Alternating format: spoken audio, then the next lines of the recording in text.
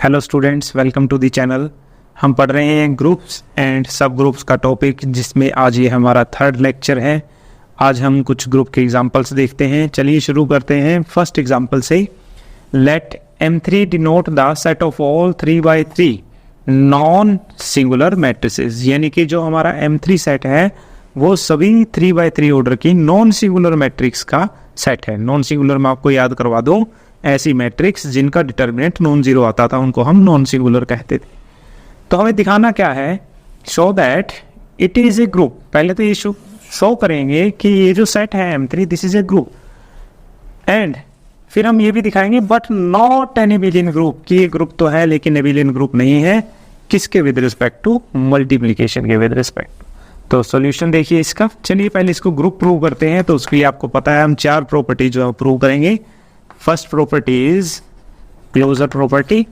Now let A and B belongs to M3. It implies A and B are 3x3 non-singular, है ना।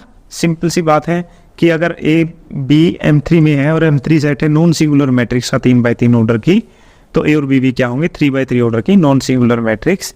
So it implies, अच्छा अगर ए और B 3x3 order की matrix है तो उनका मल्टीप्लिकेशन भी क्या होगा?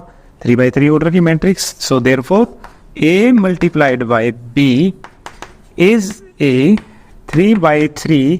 और साथ में देखिए कि दो मैट्रिक्स है, अगर हमारी नॉन सिंगुलर है तो दोनों का डिटर्मिनेंट नॉन जीरो है। तो इसका मतलब ए और बी का जो डिटर्मिनेंट है वो नॉन जीरो है। तो अगर ए और बी का डिटर्मिनेंट नॉन जीरो है और मैं निकालना चाहता हूँ ए क्रॉस यानी कि ए मल्टीप्लाइड बाय बी, इसका डिटर्मिनेंट, तो ये क्या आएगा? ए का डिटर्मिनेंट इंटू बी का डिटर्मिनेंट। और क्योंकि ये भी नॉन जीरो है ये भी नॉन जीरो है तो ये भी क्या होगा? Non zero. तो इसका मतलब A multiplied by B is a 3x3 non singular matrix. तो ये भी कैसी हो गई? Non singular matrix. And it implies, अब कोई भी मैट्रिक्स जो 3x3 ऑर्डर की है और नॉन सिंगुलर है तो वो किस में चली जाती है? M3 में, यानी कि A मल्टीप्लाइड बाय B कहाँ चली गई?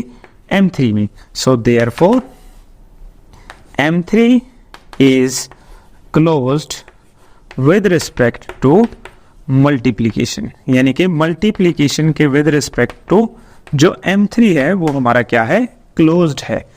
तो ये हमने पहली प्रॉपर्टी प्रूव कर दी। Second property associativity. एसोसिएटिविटी देखिए, एसोसिएटिविटी में हम सिंपली लिख सकते हैं we know that matrix multiplication is associative. हम जानते हैं जो मैट्रिक्स मल्टीप्लिकेशन होती है वो एसोसिएटिव होती है। दैट इज ए को मैं बी से मल्टीप्लाई करूं या उसको फिर मैं सी से मल्टीप्लाई करूं, ये सेम यही रिजल्ट देगा कि पहले मैं बी को सी से मल्टीप्लाई करूं और बाद में जो रिजल्ट आए उसको मैं ए से मल्टीप्लाई करूं। सो देयरफॉर एसोसिएटिविटी होल्ड्स, यानी कि जो एसोसिएटिविटी है वो होल्ड करती है। थर्ड प्रॉपर्टी पर आ जाते हैं हम, which is existence of identity. देखिए एग्जिस्टेंस ऑफ आइडेंटिटी में मुझे एक ऐसी मैट्रिक्स ढूंढनी है 3x3 ऑर्डर की जो नॉन सिंगुलर हो और जिसको मैं M3 के किसी भी मैट्रिक्स से मल्टीप्लाई कर दूं, उस मैट्रिक्स में कोई चेंज ना आए। तो let I is the identity matrix of order 3। ये हमने 3 ऑर्डर की आइडेंटिटी मैट्रिक्स ले ली और हम जानते हैं नॉन सिंगुलर भी है क्योंकि इसका डिटर्मिनेंट आता है नॉन जीरो। तो ये कहाँ चली गई? आपकी M3 के अंदर। नाउ एक और मैट्रिक्स मैं ले लेता हूँ ए, कोई भी M3 में से। नाउ अब मैं ए को I से मल्टीप्लाई करता हूँ। आप जानते हो वेरी सिंपल, क्योंकि ये आइडेंटिटी मैट्रिक्स है तो आंसर क्या आएगा? ए ही आएगा। या मैं I को ए से मल्टीप्लाई करूँ तब भी आंसर क्या रहेगा? ए ही रहेगा। सो देयरफॉर जो I है वो क्या बन गई? आपकी आइडेंटिटी बन गई, या फिर ये कह सकते हैं आइडेंटिटी एग्जिस्ट, यानी कि जो आइडेंटिटी है वो इस सेट के अंदर एग्जिस्ट करती है। फोर्थ जो प्रॉपर्टी है हमारी वो है एग्जिस्टेंस ऑफ इनवर्स, भाई हर एक एलिमेंट का जो इनवर्स है वो एग्जिस्ट करता है। तो लेट ए ले लिया मैंने कोई भी एलिमेंट सेट में से यानी कि M3 में से, तो इसका मतलब ये हुआ कि ए is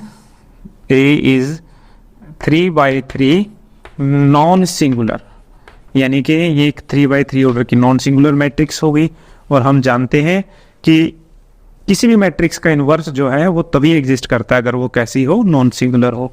so it implies A inverse exist such that, और इसकी प्रॉपर्टी क्या होती है कि ए को ए इनवर्स से करो या ए इनवर्स को ए से मल्टीप्लाई करो, आंसर क्या आ जाएगा, आइडेंटिटी आ जाएगा। सो हेंस जो इनवर्स है वो एग्जिस्ट करता है, इनवर्स एग्जिस्ट। चलिए, तो मुझे इसमें दिखाना था कि ये ग्रुप है लेकिन ये एबिलियन ग्रुप नहीं है, तो ग्रुप तो बन गया है 4 प्रॉपर्टीज से। So therefore M3 is a group with respect to multiplication. तो अब क्योंकि हमें दिखाना है कि ये ग्रुप नहीं है, तो मुझे इसमें दिखाना होगा कि कम्यूटेटिविटी होल्ड नहीं करती। तो कम्यूटेटिविटी के लिए मुझे क्या करना होगा, in general matrix multiplication is not commutative. हम जानते हैं कि इन जनरल जो है वो मैट्रिक्स मल्टीप्लिकेशन कम्यूटेटिव नहीं होती। हमने लोअर क्लासेस में पढ़ा है कि ए और बी की मल्टीप्लिकेशन जरूरी नहीं है बी और ए की मल्टीप्लिकेशन की इक्वल आए। तो इसका मतलब कम्यूटेटिविटी होल्ड नहीं करती, एंड हैंस यहाँ से हम कह सकते हैं कि जो M3 है हमारा इज नॉट एबिलियन ग्रुप, यानी कि जो M3 हमारा एबिलियन ग्रुप नहीं है। यानी कि हमने प्रूव कर दिया कि जो M3 था वो आपका एक ग्रुप तो बन जाता था लेकिन एक एबिलियन ग्रुप नहीं बनता था अंडर द मैट्रिक्स मल्टीप्लिकेशन। आइए अब हम सेकेंड एग्जाम्पल करते हैं। इस एग्जाम्पल में हमारे पास एक सेट है G जिसके एलिमेंट है 2x2 ऑर्डर की मैट्रिक्स, जिसके तीनों एलिमेंट तो जीरो हैं लेकिन ये जो एलिमेंट है ये A नॉन जीरो है, where A is any non zero real number. तो हम प्रूव करेंगे कि जो ये सेट G है this is a commutative group, या इसको कहिए एक एबिलियन ग्रुप है अंडर द मैट्रिक्स मल्टीप्लिकेशन, यानी कि मल्टीप्लिकेशन के ऑपरेशन में। सो सॉल्यूशन देखिए इसका। फर्स्ट प्रॉपर्टी क्लोजर प्रॉपर्टी देखिए, लेट हम कोई भी दो एलिमेंट है A और B कहाँ से लेंगे हम G में से। सो देयरफॉर जो हमारा A होगा वो किस तरह का दिखेगा, A0 0, और B हमारा किस तरह का दिखेगा, B0 0, वेयर A भी आपका नॉन जीरो होगा और B भी कैसा होगा, नॉन जीरो रियल नंबर होगा, क्योंकि हमने कहाँ से लिए हैं G में से। सो नाउ अब मैं A और B की मल्टीप्लिकेशन करता हूँ तो देखिए क्या आएगा, A0 0 B0 0। अगर मैं इनको मल्टीप्लाई करूंगा first row with first column तो यहाँ पर ए बी आ जाएगा, बाकी की सभी एंट्रीज आप देखिएगा 0 0 आ जाएंगी। तो ये कहाँ चली गई आपका G में, क्यों, क्योंकि ए बी का मल्टीप्लिकेशन क्या आएगा, नॉन जीरो, बिकॉज ए भी नॉन जीरो है और बी भी नॉन जीरो है। तो हमने क्या देखा कि ए और बी मैंने G में से कोई भी दो एलिमेंट लिए और उन दोनों का प्रोडक्ट किया, वो भी किसका एलिमेंट आ गया, G का। So therefore G is closed with respect to multiplication, यानी कि जो G है वो with respect to multiplication closed है। सेकंड प्रॉपर्टी एसोसिएटिविटी, जैसा हमने लास्ट एग्जांपल में लिखा था बिल्कुल same. We know that matrix multiplication is associative. हम जानते हैं जो मैट्रिक्स मल्टीप्लिकेशन होती है वो हमारी एसोसिएटिव होती है। सो देयरफॉर एसोसिएटिविटी होल्ड्स, यानी कि जो एसोसिएटिविटी है वो होल्ड करती है। तीसरी जो हमारी प्रॉपर्टी है वो है एग्जिस्टेंस ऑफ आइडेंटिटी। देखिए एग्जिस्टेंस ऑफ आइडेंटिटी के लिए हम क्या करेंगे, एक मैट्रिक्स मान लेंगे, लेट हमने मैट्रिक्स मान ली E विच इज 1 0 0 0। क्लियरली ये कहाँ बिलोंग करेगी, G में। और मैं एक मैट्रिक्स ले लेता हूँ से A विच इज A0 0, ये भी कहाँ है, G में है। तो मैं दिखा दूंगा कि E की मल्टीप्लिकेशन A से करे, या ए की मल्टीप्लिकेशन ई से करें तो आंसर क्या आ जाएगा आपका ए ही आ जाएगा, यानी कि 100 इंटू A00 आप देख सकते हैं ये आ जाएगा A000 which is again A. Similarly अगर मैं ए को ई से मल्टीप्लाई करूंगा ये भी क्या आ जाएगा, ए आ जाएगा। तो इसका मतलब जो ए है वो क्या बन गया, आइडेंटिटी मैट्रिक्स बन गया जी में। So therefore A is the identity, इसका मतलब जो आइडेंटिटी है वो एग्जिस्ट करती है। फोर्थ जो हमारी प्रॉपर्टी है वो है एग्जिस्टेंस ऑफ इनवर्स। अब मैं दिखाऊंगा कि जी के हर एक एलिमेंट का जो इनवर्स है वो एग्जिस्ट करता है। तो इसके लिए कोई एक एलिमेंट ले लीजिए ए से A00 जी में से, और इसका जो इनवर्स है वो हम निकाल कर दिखाएंगे। तो और इसके लिए मैं B मान लेता हूँ एंड लेट B जो है वो है 1/A00।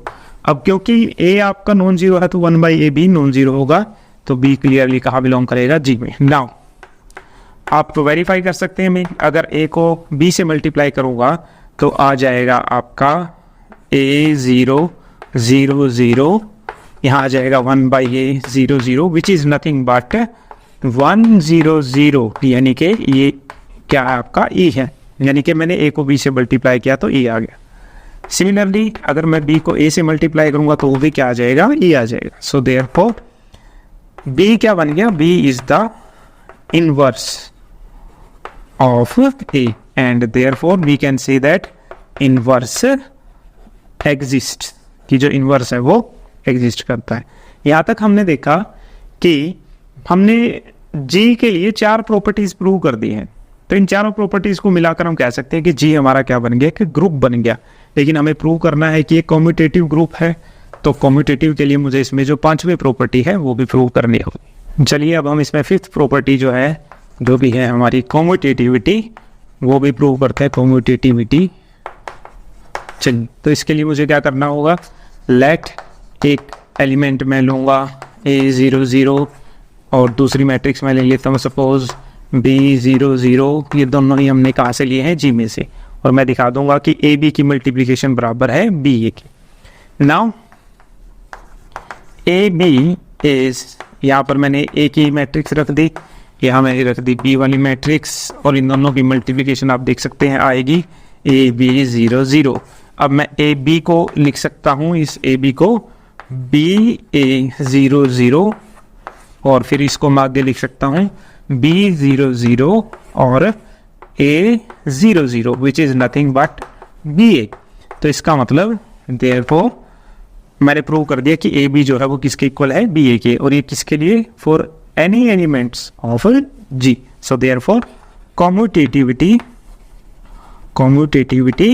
होल्ड्स, यानी कि जो कम्यूटेटिविटी है वो यहाँ होल्ड करती है। हेंस तो इस प्रकार हम कह सकते हैं कि जो हमारा सेट G है इज ए कम्यूटेटिव कहिए, या इसको एबिलियन भी कह सकते हैं, is abelian group under operation क्या था हमारा, मैट्रिक्स मल्टीप्लिकेशन।